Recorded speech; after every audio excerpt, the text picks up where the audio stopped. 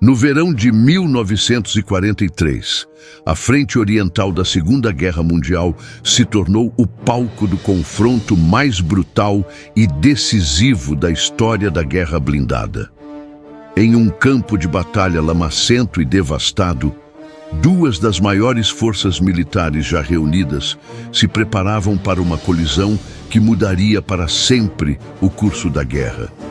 De um lado, a máquina de guerra alemã, com seus temíveis tanques Tiger e Panther, buscando uma vitória esmagadora. Do outro lado, a inabalável defesa soviética pronta para sacrificar tudo para proteger sua pátria. Esta é a história da Batalha de Kursk e do seu clímax sangrento em Prokhorovka, a maior batalha de tanques que o mundo já viu. Prepare-se para testemunhar a fúria do aço, a coragem dos homens e o ponto de virada definitivo da Segunda Guerra Mundial. Após a derrota monumental em Stalingrado, no início de 1943, a situação na frente oriental começou a mudar dramaticamente a favor da União Soviética. O Exército Vermelho, que havia derrotado a Sexta Armada Alemã e seus aliados, agora estava em ofensiva contínua. Desde o contra-ataque em Stalingrado até março do mesmo ano, o Exército Vermelho havia derrotado cerca de 100 divisões inimigas. O Exército Vermelho capturava territórios vastíssimos e infligia perdas catastróficas à máquina de guerra nazista. No entanto, o Marechal Erich von Manstein conseguiu estabilizar a frente com uma brilhante contraofensiva em Kharkov, criando assim uma situação única no campo de batalha. Esta vitória tática alemã criou uma enorme saliência no território soviético, com a cidade de Kursk em seu centro. A saliência de Kursk se estenderia por 250 quilômetros de norte a sul e 160 quilômetros de leste a oeste, uma área imensa que concentrava uma quantidade extraordinária de tropas e equipamentos. Para os alemães, era uma oportunidade de ouro para cercar e aniquilar quase um quinto de todo o Exército Vermelho em um único movimento de pinça bem executado. Para os soviéticos, era a armadilha perfeita para sangrar a Wehrmacht até a exaustão. Os soviéticos já sabiam que os alemães planejavam atacar exatamente ali, graças às suas redes de espionagem e às informações compartilhadas pelos britânicos através do sistema Ultra de decodificação. Esta vantagem de conhecimento prévio seria absolutamente crucial para o resultado final da batalha. O comando soviético, liderado pelo Marechal Georgy Zhukov, começou a preparar uma série de posições defensivas extraordinariamente profundas. Diante desta situação estratégica, o alto comando alemão, sob a pressão cada vez maior de Adolf Hitler, concebeu a Operação Cidadela, conhecida em alemão como Unternehmen Zitadelle. O plano, idealizado pelo Marechal Erich von Manstein, previa um ataque em pinça massivo contra a saliência de Kursk, um movimento clássico de envolvimento que buscava cercar e destruir as forças soviéticas concentradas na região. Pelo norte, o 9º Exército do general Walter Model avançaria para o sul a partir de Orel. Pelo sul, o 4º Exército Panzer de Hermann Roth, incluindo o poderoso e temido 2º Corpo Panzer SS, sob o comando de Paul Hauser, atacaria para o norte a partir de Belgorod. O objetivo era que estas duas forças se encontrassem perto de Kursk, fechando o cerco e destruindo completamente as forças soviéticas presas dentro da saliência. Para esta operação monumental, os alemães concentraram um poder de fogo sem precedentes na história da guerra. O exército alemão mobilizou 780.900 homens, uma força colossal de soldados, oficiais e pessoal de suporte. Para o ataque blindado, reuniram 2.928 tanques e canhões de assalto, uma concentração de força mecanizada que representava uma grande parte de toda a capacidade blindada alemã. Além disso, mobilizaram 9.966 armas pesadas e morteiros, fornecendo um apoio de fogo de artilharia extraordinário. Para dominar os céus, a Luftwaffe comprometeu 2.110 aeronaves de combate. Entre os tanques, destacavam-se os novos e temidos Panther, com seu canhão de 75 milímetros de alta velocidade, e os quase indestrutíveis Tiger, com seu canhão de 88 milímetros. O canhão de 88 milímetros do Tiger podia perfurar qualquer blindagem soviética. Adolf Hitler estava absolutamente convencido de que a força bruta de seu exército, combinada com a rapidez do ataque blindado, garantiria uma vitória decisiva que retomaria a iniciativa estratégica na frente oriental. O Führer acreditava que uma vitória em Kursk não apenas destruiria uma grande parte do Exército Vermelho, mas também reafirmaria a supremacia militar alemã. Hitler ignorou avisos de sua própria inteligência militar, que havia detectado uma concentração massiva de tropas soviéticas na região, indicando claramente que elas estavam completamente preparadas para receber o ataque.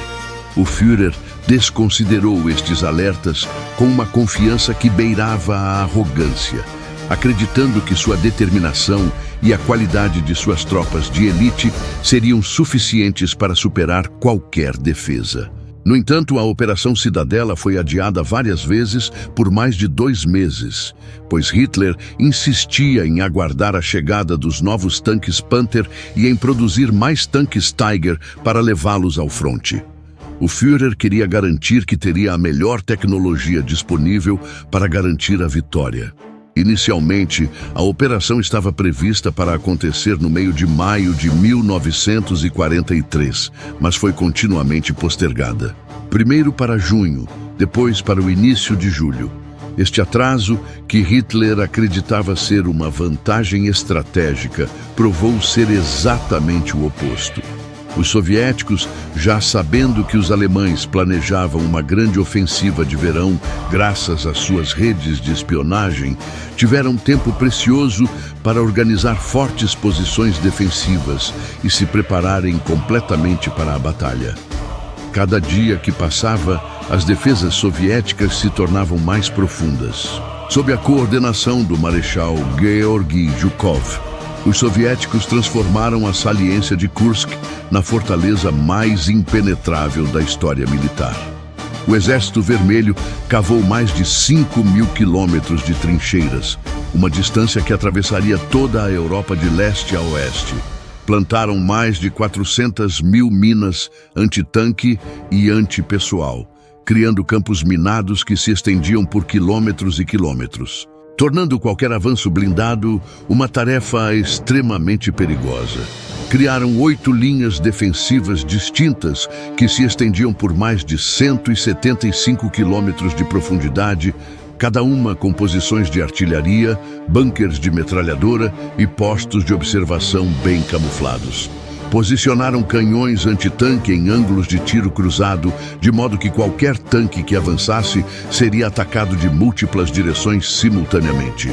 As defesas soviéticas eram um labirinto de morte, projetado para desgastar e destruir qualquer força que tentasse avançar.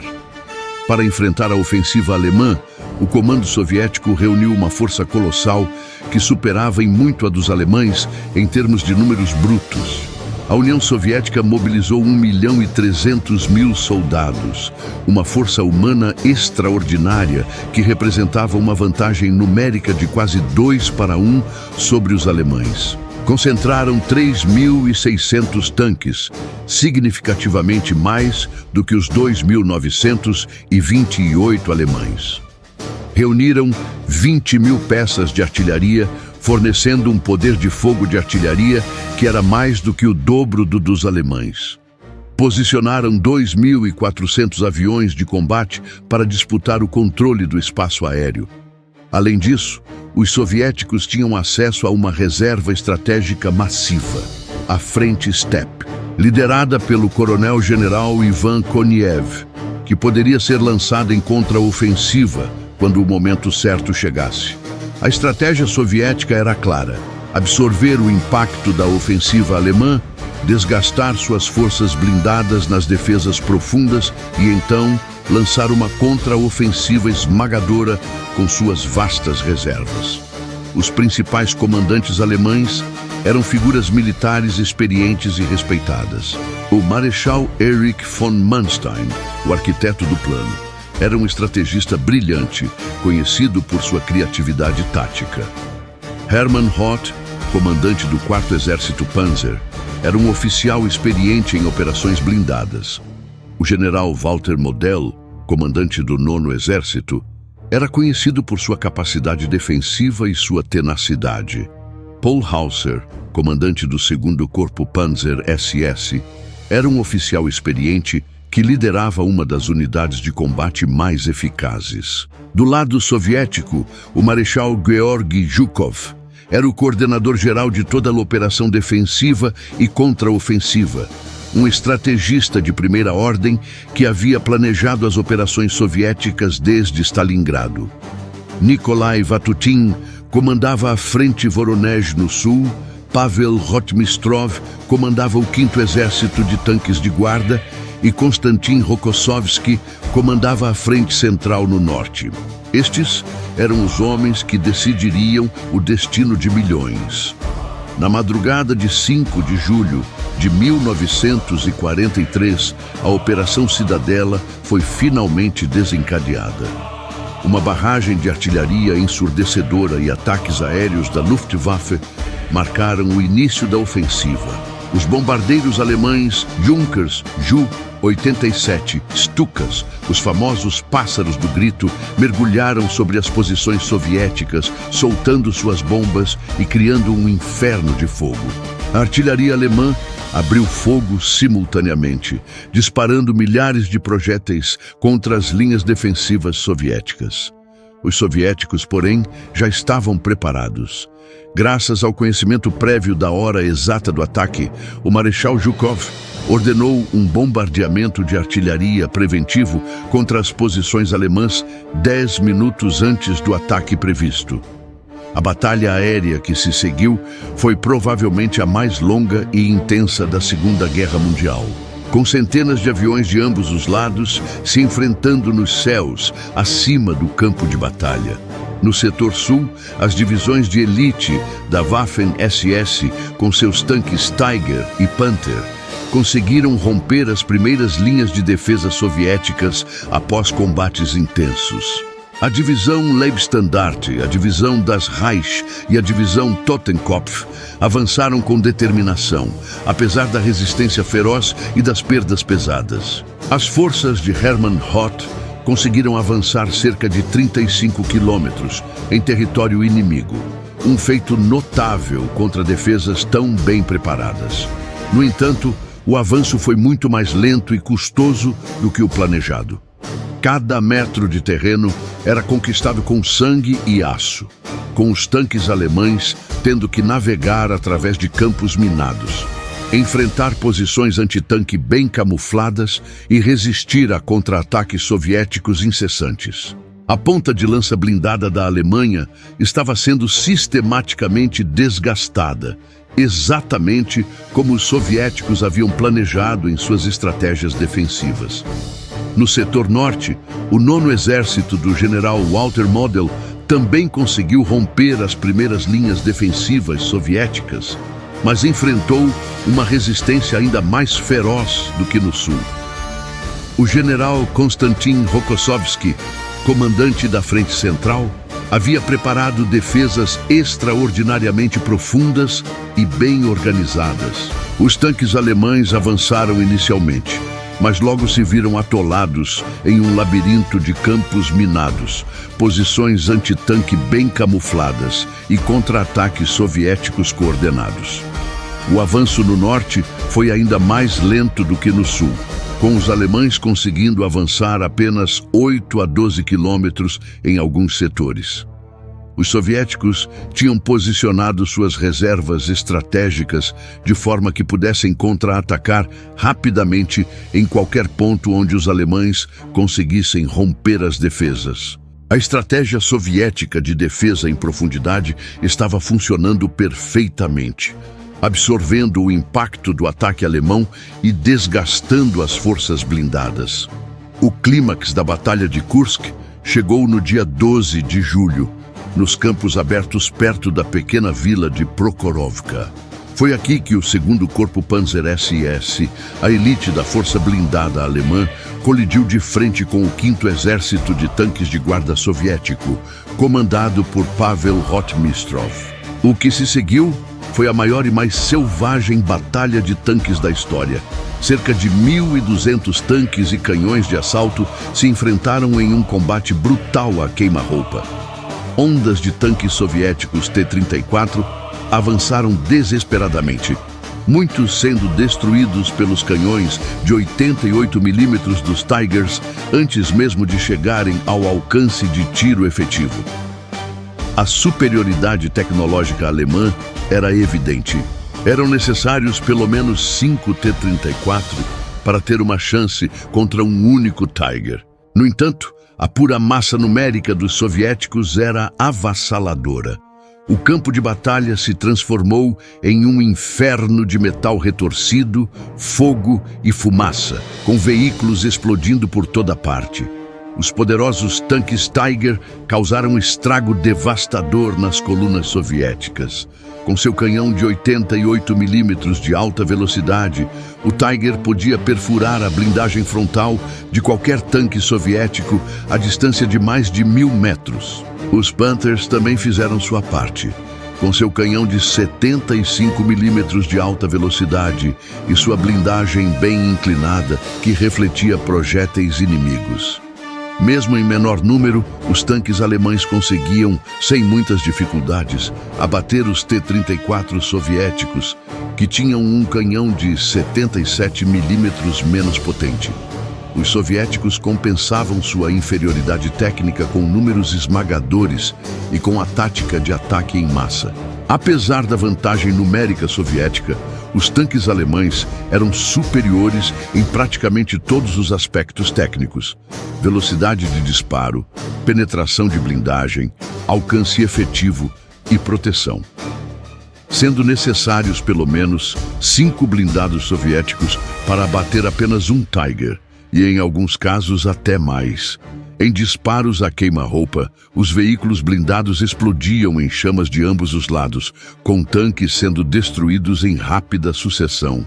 Grandes nuvens de poeira e fumaça levantavam devido à intensa movimentação e destruição dos incontáveis tanques no campo de batalha. Os tanques frequentemente se encontravam a distâncias tão próximas que os disparos de canhão não podiam errar. Soldados de infantaria soviéticos saltavam dos veículos blindados e atacavam os tanques alemães com lançadores de chamas, granadas e cargas explosivas. Os tanques alemães respondiam com fogo de metralhadora, tentando manter a infantaria soviética afastada. O combate era primitivo e brutal, sem qualquer sofisticação tática. Era simplesmente uma questão de quem tinha mais poder de fogo e quem podia absorver mais dano. Os campos de Prokhorovka se tornaram um cemitério de metal retorcido e destroços fumegantes. O domínio alemão do espaço aéreo de Prokhorovka foi absoluto, apesar de não ter sido eficiente no apoio às tropas terrestres. Enquanto o 8º Corpo Aéreo Alemão reunia grandes formações de aviões no campo de batalha, o 17º Exército Aéreo Soviético distribuía as suas forças de forma dispersa em apoio a outros setores da frente. A Luftwaffe conseguiu manter a superioridade aérea sobre Prokhorovka, com seus aviões de caça Messerschmitt Bf-109 e Focke-Wulf FW-190 patrulhando os céus. No entanto, esta superioridade aérea não se traduziu em apoio efetivo. Os aviões de ataque ao solo alemães, como o Junkers Ju-87 Stuka e o Henschel HE-129, tiveram dificuldade em localizar e atacar os tanques soviéticos dispersos no campo de batalha coberto de fumaça. A Batalha de Prokhorovka absorveu o poder de combate do 8º Corpo Aéreo na medida em que seus aviões foram incapazes de prover o apoio aéreo decisivo aos Panzers, permitindo que as defesas soviéticas anulassem a tentativa de avanço naquele setor. Após 11 horas de derramamento de sangue ininterrupto, nenhum dos lados conseguiu conquistar seus objetivos principais. Os alemães não conseguiram tomar Prokhorovka e continuar seu avanço em direção ao norte. Os soviéticos não conseguiram destruir completamente o segundo corpo Panzer SS e eliminar a ameaça alemã. Ambos os lados estavam exaustos, suas forças blindadas severamente danificadas e suas tropas de infantaria dizimadas. O campo de batalha era um espetáculo de destruição. Centenas de tanques destruídos ou danificados, veículos blindados incendiados, corpos de soldados espalhados por toda parte e uma fumaça tão densa que mal se podia ver a alguns metros de distância. Os alemães haviam sofrido perdas muito menores em termos de tanques destruídos, mas o custo em termos de poder de combate perdido era imenso. Os soviéticos haviam sofrido perdas muito maiores, mas conseguiram parar o avanço alemão e mantiveram o controle de Prokhorovka. Em seguida, as tropas alemãs restantes iniciaram sua retirada de Prokhorovka. No dia 13 de julho, Hitler reuniu seus generais e anunciou que a Operação Cidadela seria cancelada, sob o argumento de garantir a defesa da Itália, uma vez que as tropas aliadas haviam desembarcado na Sicília 2 dias antes. A notícia do desembarque aliado na Sicília havia chegado a Hitler no dia 11 de julho, durante a batalha. Como Hitler não confiava na capacidade dos italianos para se defender sozinhos, ordenou que tropas que lutavam em Kursk fossem deslocadas para assegurar a defesa da Itália. O segundo corpo Panzer SS, a unidade de elite que havia lutado em Prokhorovka, foi retirado da frente oriental e enviado para a Itália. Assim, os alemães sofriam mais uma derrota amarga em solo soviético, e a última grande aposta de Hitler na Rússia havia falhado completamente. Embora os alemães tenham obtido uma vitória tática, destruindo um grande número de tanques soviéticos, a batalha foi um sucesso operacional para os soviéticos, pois conseguiram anular o fôlego ofensivo das forças alemãs. O segundo corpo Panzer SS, que inicialmente possuía 294 tanques e canhões de assalto, teve cerca de 80 deles destruídos ou seriamente danificados. Por outro lado, o 5º Exército de Tanques de Guarda Soviético possuía um número muito superior, com mais de 600 tanques e blindados de artilharia autopropulsada. Mas suas perdas foram muito maiores, com cerca de 400 tanques destruídos ou seriamente danificados. Entre eles, 222 T-34, 155 T-70, 12 Churchills, 8 Su-122 e 3 Su-76. A razão de troca era de aproximadamente 5-1 a favor dos alemães, mas os soviéticos tinham reservas inesgotáveis de tanques e homens. A partir desse ponto, os alemães não lutaram mais para vencer, concentrando todos os seus esforços somente para evitar a derrota. A Batalha de Kursk marcou um ponto de viração definitivo na frente oriental, com o Exército Vermelho obtendo a iniciativa estratégica. O Exército Vermelho iniciou uma série de ofensivas contínuas que não paravam mais. A Operação Kutuzov foi lançada no norte de Kursk e a Operação Belgorod-Kharkovia foi lançada no sul.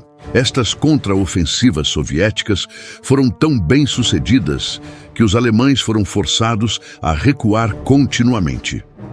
A União Soviética adquiriu a iniciativa estratégica na frente oriental, iniciativa esta que se transformou numa ofensiva contínua que só parou em Berlim, com a rendição da Alemanha em maio de 1945. Os alemães nunca mais conseguiriam lançar uma grande ofensiva estratégica na frente oriental. A Batalha de Kursk e o confronto em Prokhorovka permanecem como um testemunho monumental da escala e da brutalidade da guerra na frente oriental. Foi um conflito onde a tecnologia, a tática, a coragem e o sacrifício foram testados ao limite extremo. A vitória soviética, conquistada a um custo imenso, marcou o início do fim para a Alemanha nazista. As perdas alemãs em Kursk, em termos de homens e equipamentos, foram insubstituíveis. A Luftwaffe perdeu centenas de aviões e pilotos experientes que não poderiam ser repostos. A Wehrmacht perdeu milhares de soldados veteranos e equipamentos blindados que eram essenciais para a defesa das frentes oriental e ocidental. A partir de Kursk, a Alemanha estava em declínio irreversível, com a União Soviética avançando continuamente em direção ao coração da Europa.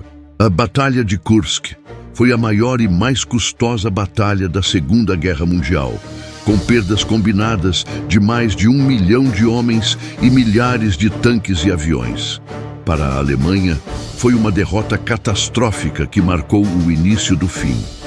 Para a União Soviética, foi uma vitória extraordinária que abriu o caminho para a libertação da Europa Oriental e a vitória final sobre o Terceiro Reich. Se você gostou de mergulhar nesta história épica de coragem, sacrifício e guerra blindada, não se esqueça de curtir este vídeo, compartilhá-lo com seus amigos e se inscrever no canal para mais jornadas fascinantes pela história. Deixe suas dúvidas, sugestões e comentários na seção de comentários abaixo. Qual foi sua cena favorita? Qual aspecto da batalha mais te impressionou? Nos vemos no próximo vídeo. Até a próxima. Obrigado por assistir a este documentário épico sobre a Batalha de Kursk e Prokhorovka, a maior batalha de tanques da história. Esta batalha mudou para sempre o curso da Segunda Guerra Mundial e demonstrou a determinação e o sacrifício de milhões de homens que lutaram por suas nações. Que possamos aprender com a história e nunca esquecer o preço da liberdade.